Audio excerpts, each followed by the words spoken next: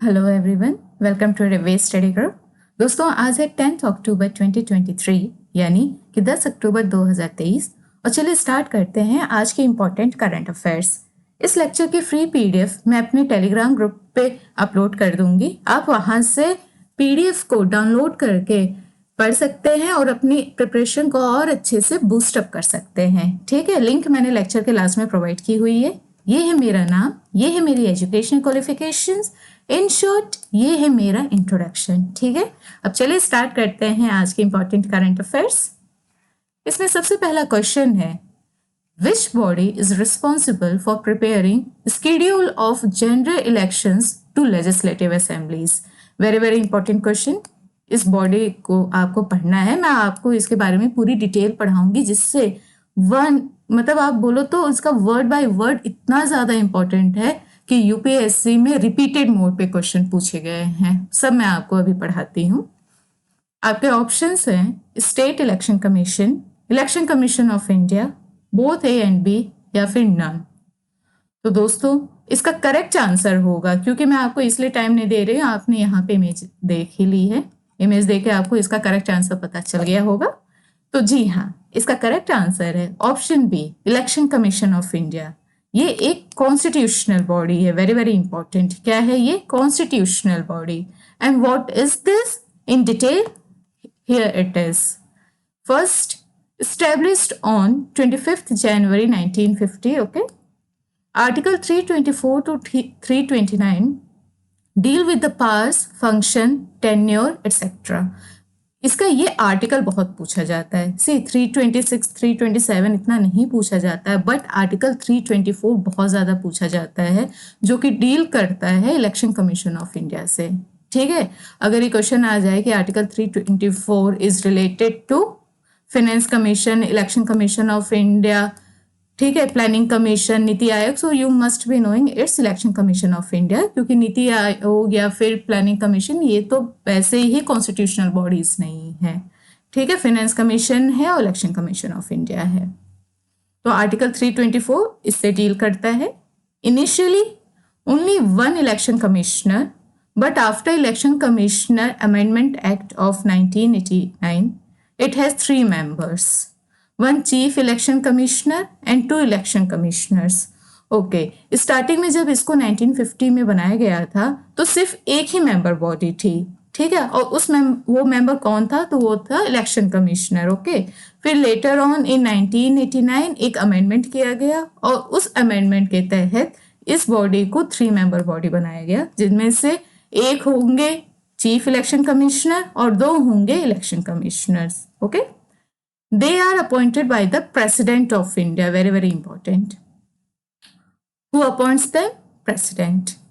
Tenure is 6 years और 65 years of age. Okay, tenure means कि अगर सपोज अगर कोई 58 years का है, ओके, उसको CEC बनाना है तो प्रॉपर 6 years तक सर्व करेगा। ठीक है, सपोज कोई है मिस्टर एक्स और मिसेस एक्स और someone, any individual, okay, if you are appointing him or her at an age of 58, then he or she will serve as CEC for 6 years properly.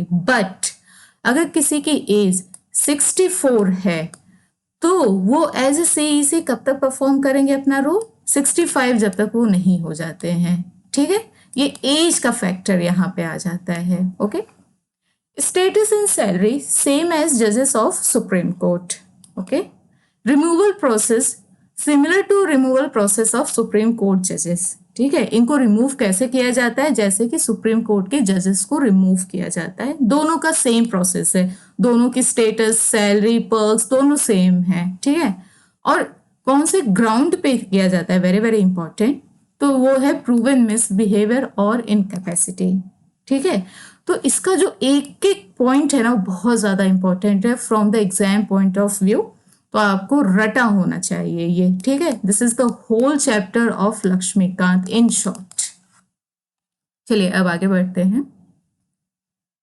Who has won the Nobel prize for economic sciences for 2023? आपके options हैं Claudia Goldin, Narges Mohammadi, Drew Weissman, या फिर all of the above. तो आप ये image देख रहे हैं, ये इमेज है ऑप्शन ए क्लॉडिया गोल्डिन जी की। किसकी? क्लॉडिया गोल्डिन जी की ये इमेज है। इनको इस साल का Nobel prize for economic sciences मिला हुआ है for her work for having advanced और for having advanced our understanding of women's labour market outcomes. ठीक है, ये इनका वर्क है जिसके लिए इनको नोबेल प्राइज मिला है। अब मैं आपको नोबेल प्राइज के बारे में फिर से डिटेल में एक्सप्लेन कर देती हूँ। मैंने लास्ट टाइम भी किया था, बट जितना आप रिवाइज करेंगे उतना ज्यादा आपके माइंड में फीड हो जाएगी इंपॉर्टेंट चीजें। Here he is Alfred Nobel. Okay, this is the Nobel Prize. It is given on the name of Alfred Nobel to the personalities for their contribution to mankind during the preceding year. Okay, जो भी human being, ठीक है, जिस तरह जो भी personalities अभी हमने देखा क्लॉडिया जी को, जो भी ह्यूमन काइंड के लिए बहुत ही अच्छा वर्क करते हैं, उनके बेटरमेंट के लिए कंट्रीब्यूट करते हैं, तो उनके वर्क को नोबेल प्राइज दिया जाता है। It was first awarded in 1901, first time ये 1901 में दिया गया था। नोबेल प्राइज लॉरिएट रिसीव्स, मतलब इनको नोबेल प्राइज में क्या क्या दिया जाता है उसकी बात हो रही है। green gold medal, okay, this is greenish color, okay, green gold medal, a diploma and a monetary award. Although it looks like proper gold, but it is greenish gold in color, okay, this medal. Then it is given in the field of total 6 fields, okay, physics, chemistry, medicine, literature, peace and economic sciences. Peace Prize is awarded by Norwegian Nobel Committee at Oslo, Norway. ठीक है, Peace Prize out of all these 6 fields, only Peace Prize is there, which is not given at Sweden. It is given at Norway, at Oslo, by Norway Nobel Committee. Okay. Other prizes are awarded by the Swedish Academy at Stockholm. It is not given posthumously. Very, very important.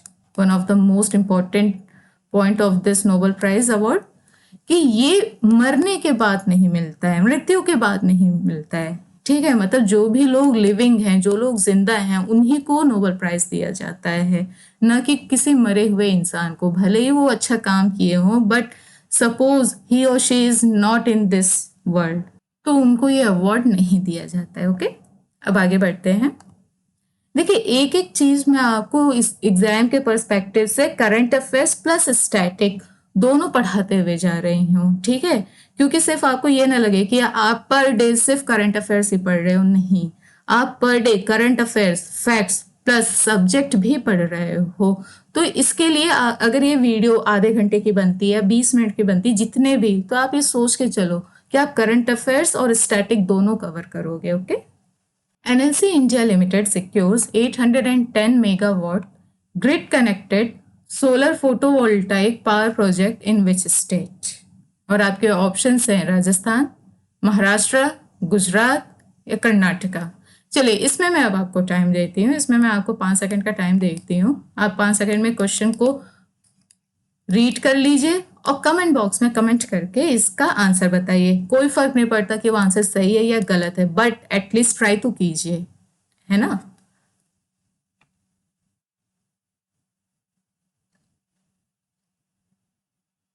तो दोस्तों, इसका correct answer होगा option A, Rajasthan में। Okay, और हमारे लिए ये तो इंपॉर्टेंट है कि राजस्थान में ये किया गया 810 मेगावाट का। ठीक है, लेकिन मोस्ट इंपॉर्टेंट क्या है, what is NLC India limited, बस एक लाइनर है, वो यहाँ पे मैंने लिखा हुआ भी है क्योंकि ये नवरत्ना है। ठीक है, देखिए, आपको पता होगा कि महारत्ना है, नवरत्ना है, मिनी रत्ना है। ठीक है, इन सब के बारे में जब मैं आपको इकोनॉमिक्स में पढ़ाऊंगी तो अच्छे से डिटेलिंग में पढ़ाऊंगी, क्योंकि इससे क्वेश्चंस आते हैं कि what are Navratna, what are the criterias of Navratna companies, ये सब पूछा जाता है।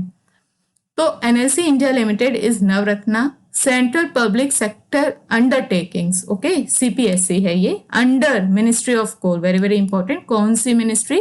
Ministry of coal. Who is going to host annual joint HATR exercise 2023 चक्रवत? और आपके ऑप्शंस हैं Indian army, Indian air force, Indian navy, all of the above. यहाँ पे इस एक्सरसाइज को 2023 में पूछा जा रहा है, तो इसका करेक्ट आंसर होगा for those who are preparing for CDS, NDA, all these exams, उनके लिए बहुत ही ज़्यादा इम्पोर्टेंट है। तो दोस्तों इसका करेक्ट आंसर आप जिससे देख रहे हैं होगा इंडियन नेवी। ठीक है, कौन होस्ट कर रहा है? इंडियन नेवी एट गोवा, इसका करेक्ट आंसर होगा। ठीक है, अब मैं यहाँ पे इसके बारे में थोड़ा डिटेल में भी लिखी हूँ कि फर्स्ट एडिशन इसका 2015 में हुआ था, और जो ये एक्सरसाइज है वो 2016 से, ठीक है, पहली बार तो ये 2015 में कंडक्ट की गई थी, फिर 2016 से इंडियन नेवी, इंडियन आर्मी और इंडियन एयरफोर्स जो है वो रोटेशन के बेसिस पे ये एक्सरसाइज कंडक्ट करती है। ठीक है, और इस बार किसकी टर्न है? तो इस बार इंडियन नेवी की टर्न है। कहाँ पे? गोवा में। India has won how many gold medals in Asian Games 2023? और आपके ऑप्शन है 90, 107, 28 या फिर 38। तो दोस्तों जिस तरह आपको पता है कि इस बार का जो एशियन गेम्स है वो कहाँ पे हुआ है? वो हुआ है चाइना में। वेरी इंपॉर्टेंट, आपको ये लोकेशन पता होनी चाहिए, कंट्री इनफैक्ट पता होनी चाहिए कि कहाँ पे हुआ है, तो है चाइना में। तो वहां पे इंडिया ने कितना गोल्ड जीता है ये बात पूछी जा रही है। तो आपको क्या लगता है क्या होगा इसका करेक्ट आंसर? चलिए मैं 5 सेकंड दे रही हूँ, आप सोच के बताइए।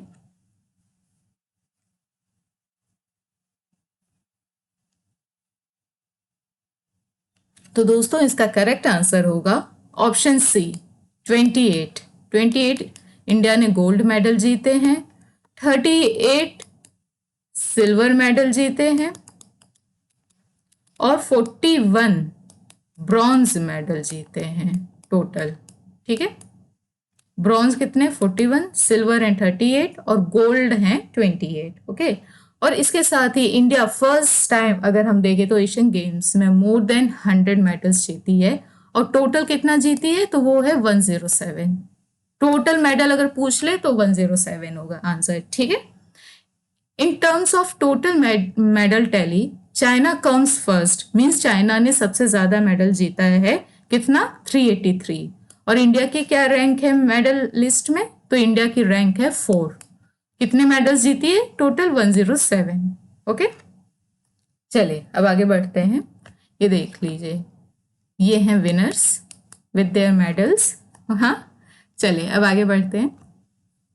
Who has won the National Physical Disability T20 Cricket Championship 2023? और आपके ऑप्शंस हैं मुंबई, जम्मू एंड कश्मीर, बेंगलुरु या फिर नन ऑफ द अबव। आपको क्या लगता है इसका क्या होगा करेक्ट आंसर? सोचिए। National physical disability T20 cricket championship, इसको जीता है जम्मू एंड कश्मीर ने। और किसको हराया जम्मू कश्मीर ने? तो मुंबई को हराया है। Okay, Jammu and Kashmir has defeated Mumbai in national physical disability T20 cricket championship final match and it has one this match, and along with this match it has one this championship also. चलिए अब मैं आपको जम्मू एंड कश्मीर के बारे में थोड़ा बता देती हूँ। यहाँ इसके गवर्नर कौन है? तो वो है मनोज सिन्हा जी। और अभी रिसेंटली पश्मीना क्राफ्ट जो कि जम्मू एंड कश्मीर की है उसको GI टैग मिला है। Tulip garden of Srinagar, tulip garden is also known as Indira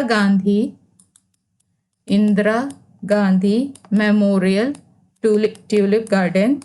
ठीक है, उसको वर्ल्ड बुक ऑफ रिकॉर्ड्स में इंक्लूड किया गया है।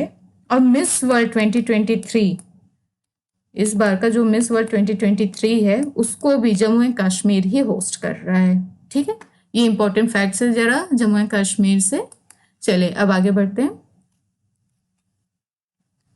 National event for the launch of protocol for management of malnutrition in children will be chaired by Droupadi Murmu ji, Nirmala Sitharaman ji, Smriti Zubin Irani ji, Hema Malini ji. तो ये जो माल न्यूट्रिशन पे इवेंट है, ठीक है, इसको कौन चेयर कर रहा है? तो इसका करेक्ट आंसर होगा ऑप्शन सी स्मृति जुबिन ईरानी जी। ठीक है, ये कौन है? ये है minister of women and child development. Okay, ये इसको चेयर करेंगी। और आपको वेरी इंपॉर्टेंट कि माल न्यूट्रिशन होता क्या है, इसकी डेफिनेशन पता होनी चाहिए। ठीक है, इन सारे जो भी आप लाइन देख रहे हैं उसमें जो ये एक वर्ड है ना माल न्यूट्रिशन, इसको आपको पता होना चाहिए। तो WHO means world health organization के according malnutrition refers to deficiencies, excess or imbalances in person's intake of energy और nutrients। ठीक है, यानी कि अगर मान लीजिए कोई खाना खा रहा है, ठीक है, तो उसके न्यूट्रिशन के वैल्यू के बारे में बताई जा रहा है कि अगर वो खाना जो खा रहा है उसमें न्यूट्रिएंट्स या तो कमी है न्यूट्रिएंट्स की, या तो उसके न्यूट्रिएंट्स बहुत ज़्यादा हैं या फिर इम्बैलेंस हैं, तो वो माल न्यूट्रिशन का शिकार हो जाएगा वो इंसान। ठीक है, ये WHO के अकॉर्डिंग है इसकी डेफिनेशन। और ये इवेंट भी इसीलिए लॉन्च किया गया है ताकि माल नरिश चिल्ड्रन को आइडेंटिफाई किया जाए और उनका ट्रीटमेंट किया जाए। ठीक है, 16th Agriculture Science Congress will be inaugurated by whom? Parshottam Rupala ji, Narendra Singh Tomar ji, doctor Jitendra Singh ji, या फिर अमित शाह जी। तो दोस्तों आपको क्या लगता है इसका क्या करेक्ट आंसर होगा? चलिए जरा सोच के बताइए, कमेंट बॉक्स में कमेंट करके बताइए। You have 5 seconds. ठीक है, एक बार फिर से क्वेश्चन रीड करिए और कमेंट बॉक्स में कमेंट करके आंसर बताइए। ऑप्शंस जो हैं थोड़ा ये आपको कंफ्यूज भी कर सकते हैं, बट इसका करेक्ट आंसर होगा ऑप्शन ए, परशोत्तम रुपाला जी। ठीक है, ये इनॉग्रेट करेंगे 16th एग्रीकल्चर साइंस कांग्रेस। कहाँ पे? कोच्चि में। कहाँ किया जाएगा? कोच्चि में। इसका एम क्या है? इसका एम है to generate scientific discourse about transforming India's agri food systems into sustainable enterprises to facilitate its benefits for generation to come. Okay, चलिए अब आगे बढ़ते हैं। The Art of Leadership Communication, a workshop is being organized by Karmayogi Bharat DOPT, Ministry of Communications, Ministry of Home Affairs, या फिर none of these। तो आपको ये इमेज देख के इसका करेक्ट आंसर पता ही चल गया होगा। करेक्ट आंसर होगा कर्मयोगी भारत DOPT। ओके, इस वर्कशॉप को सीनियर गवर्नमेंट ऑफिशियल्स जो कि वेरियस मिनिस्ट्रीज और डिपार्टमेंट से बिलोंग करते हैं उनके लिए रखा जाएगा। और वर्कशॉप को कंडक्ट किया गया है IGOT कर्मयोगी प्लेटफॉर्म के कम्युनिकेशन कोर्सेज को कॉम्प्लीमेंट करने के लिए। ठीक है, अब आगे बढ़ते हैं। Who has addressed 10th India Sweden innovation day meet? और आपके ऑप्शंस हैं डॉक्टर जितेंद्र सिंह जी, S जयशंकर जी, राजनाथ सिंह जी, या फिर नन ऑफ द अबव। तो आपको करेक्ट आंसर पता ही चल गया है। इसका करेक्ट आंसर है option A, doctor Jitendra Singh ji. ठीक है, जिस तरह आपको पता है कि इस टाइम कितने ग्लोबल इश्यूज चल रहे हैं, हर जगह अपने अलग अलग, कहीं डिफेंस के चल रहे हैं तो कहीं क्लाइमेट चेंज के चल रहे हैं, हर जगह इश्यूज चल रहे हैं। तो इन ग्लोबल चैलेंजेस को एड्रेस करने के लिए इंडिया और स्वीडन की कोलैबोरेशन को स्ट्रॉन्ग बनाने की बात की गई, उनको और स्ट्रेंथन करने की बात की गई है। ठीक है, चलिए अब देखते हैं हम करंट अफेयर्स को फैक्ट्स के through. Third global maritime India summit 2023 to be held in Mumbai. ठीक है, ये जो है ये वनडे एग्जामिनेशंस के लिए जो होते हैं उनको मैं आपको फैक्ट्स के थ्रू पढ़ाती हूँ। और कभी कभी ये जो फैक्ट्स होते हैं वो इतने इंपॉर्टेंट होते हैं कि वो UPPSC, UPSC इन सारे एग्जाम्स के पॉइंट ऑफ व्यू से बहुत ज़्यादा इंपॉर्टेंट होते हैं।